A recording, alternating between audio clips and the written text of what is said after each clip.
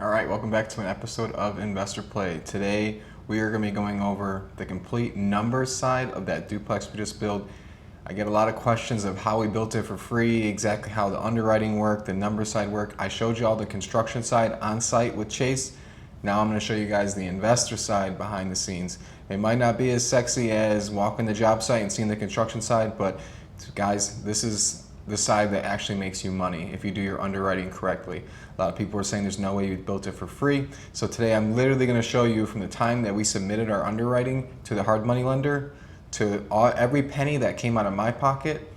And then I'm going to pull up the appraisal so you guys can see that we're not bullshitting you. This actually did appraise for that. And we're going to cash flow at the same time. So this also gives you guys a great context of how hard money works with new construction. A lot of people have been reaching out to me about my mentorship program, like leaning towards new construction and stuff like that. Guys, new construction is real hard to mentor to because there's so much construction involved. But obviously this is the part of the mentorship on the new construction side that I can help everybody out with. How exactly we're doing our underwriting, how the process works. We don't always use hard money. On this instance, we did. And I also can show you guys a bunch of tips and tricks of how you're able to kind of use hard money to your advantage when it comes to new construction, because obviously new construction is very capital intensive. You'll see once I get into the numbers and stuff like that why some numbers are a little different, and I'll explain to you why they're a little different and why we did that. I'm going to share my screen and we're just going to go right into, I'm going to show you guys, these are the actual documents that I sent to the hard money lender, underwriting, to pull a draw, literally everything. So when this video is done, you guys are going to have absolutely zero excuses of why and how I was able to build this thing for free. So let's get right into it. I'm just going to go ahead and share my screen and we can go right into it. All right, so first off, this is going to be the rehab budget per se when you're submitting for a hard money lender. So this part, obviously on the right hand side over here, this is going to be a general underwriting of including all of their fees, everything involved, down payment, your budget, purchase price, everything. So these numbers are going to be a little off because we did negotiate, instead of 53 in the purchase price, we ended up getting it for 45. So that'll change everything. Obviously, we had initially estimated our ARV to be 540,000.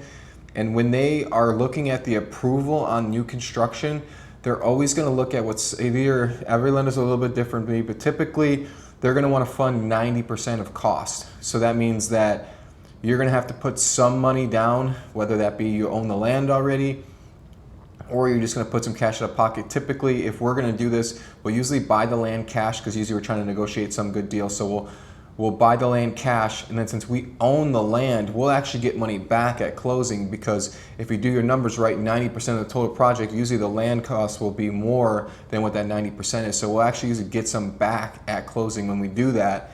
So everything from literally from start to finish, you have your permits, architecture, engineering, land costs. We also include all of our interest charges and origination fees for both the front side and the back end. So you'll see the closing costs for the front end, escrow charges and closing costs on the back end. So that equal to 125. So next, demo, foundation, concrete work done, 53,000. 69,000 for that's all of our MEPs, HVAC, plumbing, and electrical. That's all the stuff that requires a permit and master electricians and stuff like that to be able to do. Interior, this is gonna be all like your trim and finish out, 67,000. Exterior, 83,000. So that's gonna be, in a nutshell, the general cost of everything. So it says 398. And you're thinking, okay, well, why did you post in the videos that you were at 362? Because this is where we kind of, you can play with the cost. Obviously, you can err to the side of caution on everything. For example, we estimated $24,000 in interest fees. I only took one draw. So in the end, our hard money payments were like $300 a month because all we had originally was the down payment. That was the only interest we were pulling. So for half the project, we really didn't have any hard money payments other than the $300. So that's why we saved some money there. Also, if you're a little strapped on cash, you can use this to be able to inflate your instruction costs a little bit to help you make those payments. This is something that I teach in my mentorship, where even if you're doing flips or burrs, if you're kind of short on cash, say you have $40,000 and your down payment was 20 grand. So now you're only down to $20,000 left, and that has to be all your front loaded costs, your holding costs, and all that stuff.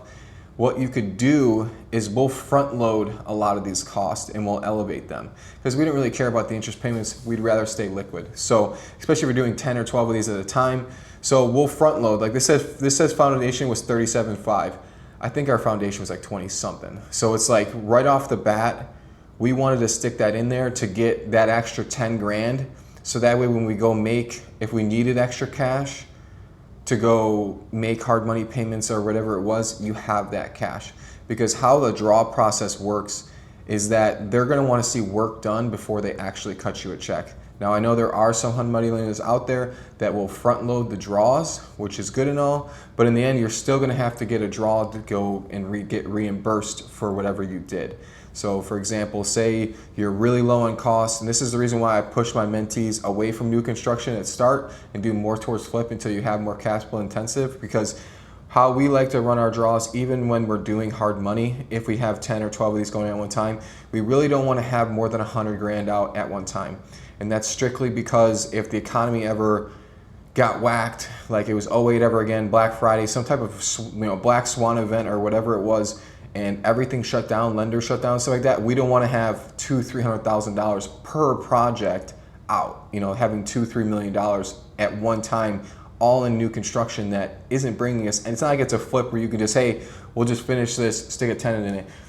If you don't have your permits complete and stuff like that, you have framing, you have $150,000 in there, you have literally nothing. So we will keep it to where we really only want to be out 100 grand at a time. Another reason why we do that at least 100 grand is because if you're having to pull a draw, say you only have $20,000 or $30,000 left after your down payment, that's not enough to do new construction. Because even if you say, okay, hey, our foundation was 25, so you pay for your foundation and then you go to pull a draw to get that 25 grand back. Every time you're doing that, draws, even if the hard money lender is fast, you're still looking at adding 2 or 3 days to your timeline. And you also got to think about, you're also paying interest on that. So if you have to pull a draw every week, you're going to add 4, 6, 8 weeks to your new construction build, and you're potentially adding maybe $5,000, $6,000, $7,000 in hard money costs. That's going to cost you more on the back end. So if you have under $100,000, I really like to push my mentees towards flipping to start, and then once you get more capital intensive, that's when you can go into new construction and stuff like that, because you really want to have at least 100 grand liquid to be able to run these draws, to be able to then pull a draw, get your money back. And also, there's also a fee for doing these draws as well. So you really want to stay to that. So this is the initial underwriting thing that we sent them. We said, again, conservative 398. So I'll just to show you guys, this is what we submitted for when I pulled my draw. So how it works is, you saw the original one, it had just numbers here. It didn't have numbers on this side. So as you can see, these are all the things that we did on our draw to where we're gonna pull $142,000 out of this draw, because all of these things were done when we went to go pull a draw. So like, for example, the foundation was done, the permitting was done with that. Everything that you see on the right side over here, those were completed. So we basically took that same thing of the underwriting sheet, and all we did is just say, hey, these are done, these are done. We sent it back to the hard money lender. They're obviously gonna go take pictures, or a lot of people have apps now where you can, like, it tracks your phone, and the phone knows that you're on the job site, and you can just like FaceTime or take pictures or whatever, so that way it geolocks to that location. They know you're at that build and not another build. That's how you do it. They don't even send an inspector out there anymore. So, but again, so once they saw all that, that's what they were going to cut a check for us for. So again, see now we already kind of showed that our cards here that we're going to be coming way under budget on that. Probably be putting 328 on that. I didn't even notice we did that. But these are the actual numbers of what it cost me to build. So this is actually the money that left my account. So how we run it is, we have a construction company, and we will bill our LLCs through the construction company. So that's how I know what every single dollar I spent out is. Once I received a bill from the construction company, I annotated it in that little notes section for you guys to see only, to see exactly dollar for dollar how much came out. Because obviously it's going to look different on these draw sheets because we're trying to pull more than what we actually spent, so that way it kind of front loads our interest and stuff like that. So that way you saw that was exactly dollar for dollar what I spent out of pocket to do that build was $362. And then for the prérequisite was the appraisal. So here is our property completed. Obviously we have a great relationship with our lender. They allow us to basically start the refi before this thing was even finished. Obviously, as you can see from the pictures, our driveway wasn't even done yet, but they know we're good for it. Obviously, they know we already had signed leases, which we had to send them, obviously. Here is the appraisal, and I will zoom in and show you guys so you guys can see for yourself the exact value. There we go, 560. So our initial ARV was 540. We had some better comps come up, obviously, in the build time.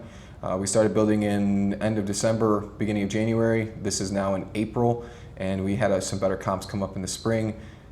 Got us about $20,000. We also had garages. That was one reason why it appraised higher than everything else, because that. So now the number side of it's going to be, I'll pull up a new note here and I can show you guys. So now the number side for this is going to be, so we always want to be at 75%. Oh, that's the numbers you're going to be at, 75% of the ARV. So we appraised at 560. And you're going to times that by 0.75, and you are going to get, I think it was 420, but I want to check my math just to be safe. 560 times 0.75, yeah, 420. So the bank is going to give us 420. So 362 is what we actually spent to build it, plus our back-end closing cost, which I believe were 20-something thousand, I think it was. We'll just call it 25,000. I think that's what it came in at. So there we got 387. And then we had our escrow charges and stuff like that, like your insurance for the year and stuff like that. Anyways, we ended up netting, all said and done, around $7,000 on top of that. So obviously 560, 0.75, that's what the lender's going to give us, 420,000, 362 plus 25, 387, some closing costs back end side. We end up walking away with checks for $7,000 on top of that tax-free. So that's why I called it the Build-A-Burr. It is essentially the same thing as doing the Burr method, but now we are doing it in the new construction space, which I haven't seen anybody doing this yet. And a lot of people have been coming at me saying, why aren't you doing it more? Well, guess what? We are doing it more. At this point, we're doing it at scale now.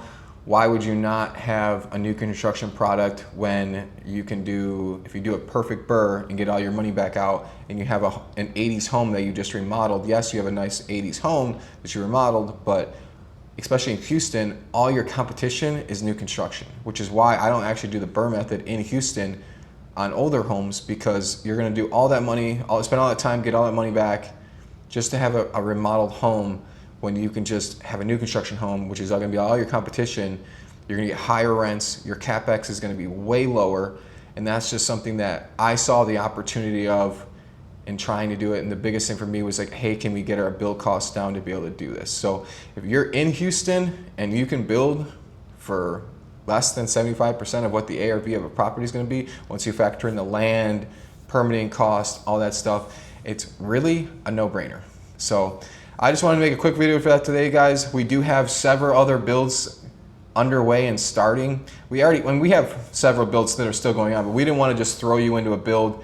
We like that we're able to kind of show you from start to finish how it all went, exactly from dollar to dollar, from everything. So I think we're getting our green tags, I think either this week or next week. So once we get green tags for this new project that we're going to start, that we're actually going to shoot, we're going to go same thing week by week. This one's inside the Loop in Houston, so a little different demographic. Obviously, we're going to deal with the city of Houston. We like dealing with the city of Alvin. We love Alvin. Have some great connections there. Plus, it's a very good rental demand, which is what we love. There's low supply there, so we get those things rented out like that. So I think the next episode I'm going to do is going to be a little Q&A. So if you guys have questions about either the burr method, new construction, Guys, my mentorship has really been taking off. I thank you guys for that. It's something I never really thought that I would do, but I really do enjoy coaching and helping people. Some of my mentees are already out there buying properties and stuff like that, and it's kind of cool to see me to be able to help them, change their family's life. So if you are interested in the mentorship program, there is a link in the bio. You can fill it out. It goes directly to me. I screen all of them myself. It's not for everybody. It's really for people that are ready to kind of hit the ground running. But yeah, if you guys want me to make videos breaking anything else down, again, in the comment section, post it up, and we'll go from there.